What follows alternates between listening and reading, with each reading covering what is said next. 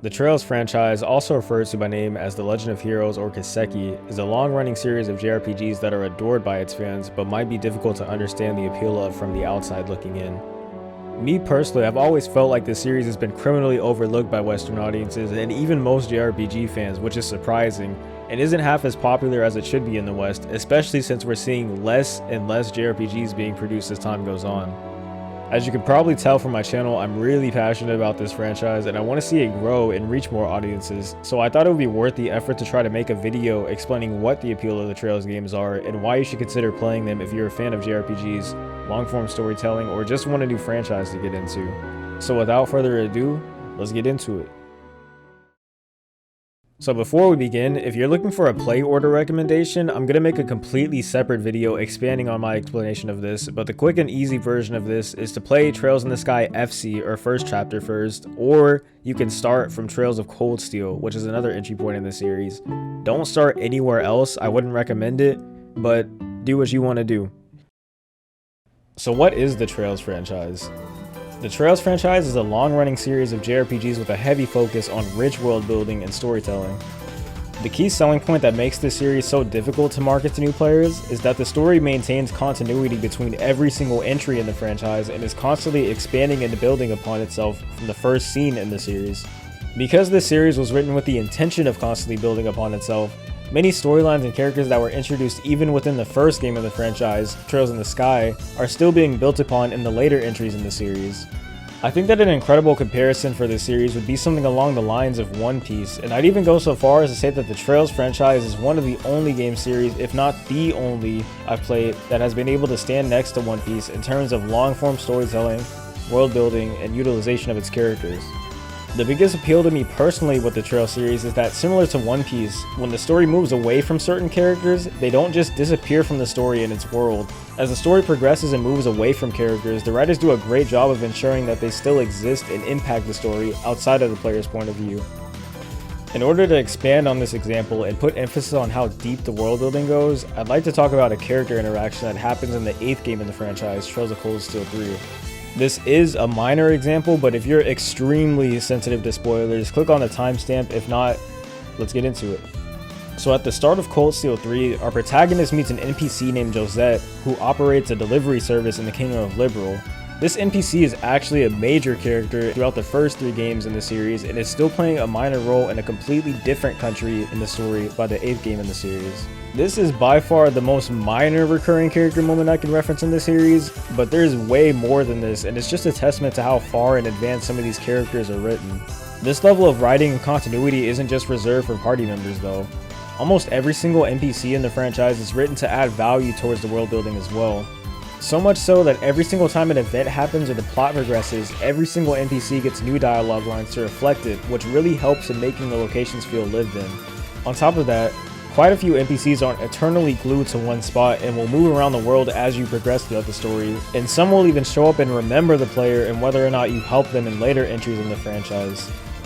With many modern games in recent memory trending towards huge open worlds that feel hollow and lifeless, this specific aspect of the Trail series has been an absolute breath of fresh air for me. These games reward you for investing in its world, the characters, and story throughout these interactions in a way that I haven't found in a video game since I started playing through this franchise. So if you're someone who enjoys immersing yourself in fictional worlds and discovering them at your own pace, this series is most definitely for you. So I said that the main appeal of this game is the story, but I haven't actually talked about what the story is about. So if you're someone who likes to go into things blind, I highly recommend you do that. But if you want to know what this is about on a narrative level, the Trails franchise narratively on a macro level is about geopolitical warfare. Each arc in the franchise covers a different kingdom, city, or empire with a drastically different and oftentimes intentionally conflicting set of politics, backgrounds, and environments. Each arc and its characters will give the player a different set of perspectives on each country and multiple points of view as the series progresses. With a series this expansive and diverse, there's an abundance of themes and characters that may resonate with you personally as you play through these games, which is why pretty much everyone who loves these games has a dramatically different favorite character or arc. I believe that the Trail series truly utilizes the medium of video games to develop its world and characters living in it in a way that wouldn't really be possible in any other medium. A good portion of the extra world building and character development is optional and is up to the player's curiosity to discover it for themselves. Every single side quest is written with the intention of providing lore and background for the current area, party members, and side characters, and even sometimes NPC storylines by the end of them. On the topic of side quests, let's talk about an important aspect of any video game, which is the actual gameplay. In terms of depth and mechanics, the Trail series is pretty layered for a JRPG. Depending on the game, battles take place on a turn-based grid system where your positionals and turn order contribute to your strategy and your decisions. In my opinion, allowing the player to move characters around the arena adds an extra layer of strategy that keeps each encounter fresh and engaging, and I think this is a good happy medium between modernizing traditional turn-based combat and action RPG combat. If I were to describe it to someone who hasn't played the series before but is a fan of JRPGs, I would say the combat is a crossover between traditional JRPGs and a strategy RPG such as Fire Emblem or Final Fantasy Tactics. In terms of customization, players can build and customize their party members with the Orbment system, which is comparable to the Materia system in Final Fantasy VII. Me personally, the combat is engaging and diverse enough between games that I haven't ever grown tired of it, but if you personally feel like battles are too tedious, every single Trails game has a turbo feature that you can toggle at any time to speed the game up, and you can avoid or run away from any battle, since every single enemy will show up on the overworld and in dungeons. Side note, I think every single RPG should have this feature. It's really hard for me to even go back and play games without this feature. This game has a catch-up mechanic for EXP that'll always keep your party members close in level so that there's rarely, if ever, a need to grind in these games.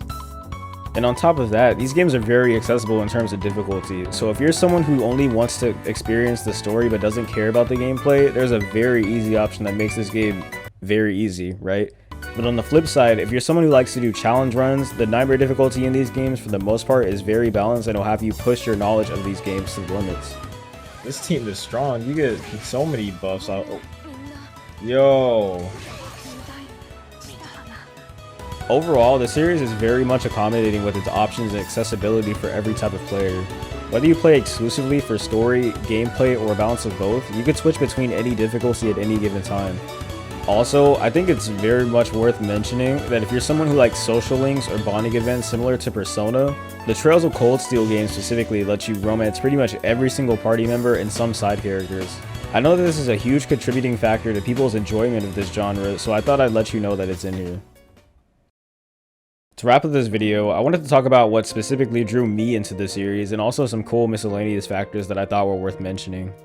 So what really drew me into this series was that I saw on Twitter that every single chest in this game had a message or some kind of joke whenever you opened it, and I just thought that was really cool, and that's what got me into it. It's not much, but I thought it was cool to put that out there just in case that's you too. I was also interested in the fact that the original Trails in the Sky features a teenage female protagonist, which is something that I hadn't seen much of in this genre. Something also worth mentioning is that all these games have a dub with a pretty notable cast of voice actors and actresses. Some prominent examples include Takehito Koyasu, who is the voice of Dio, Sayori Hayami, and Tetsuya Kakihara. If you've watched at least 3 anime in the past 10 years, I guarantee you're going to see at least 2 or 3 VAs you recognize in this series. I'm not even a huge anime fan myself, and I recognize at least 3 VAs just right off the top. That being said, that's all I gotta say. So if you made it to the end of the video, thanks for watching as always, and I hope this video helped you decide whether or not you want to get into the series. My goal for this video was to make a shorter video explaining the appeal of the series, because I feel like a lot of videos covering this on YouTube just go into way too much detail and throw way too much information at you and make the perception of the barrier of entry way too high, when it's not even that complicated. Like, just pick a game and start playing it, right?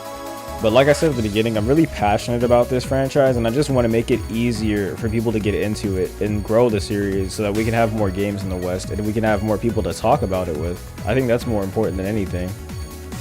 Now, more games is cool too. But hey, if you have any questions, feel free to hit me up on Twitch or Twitter or in the comment section. I'm more than happy to answer all of them.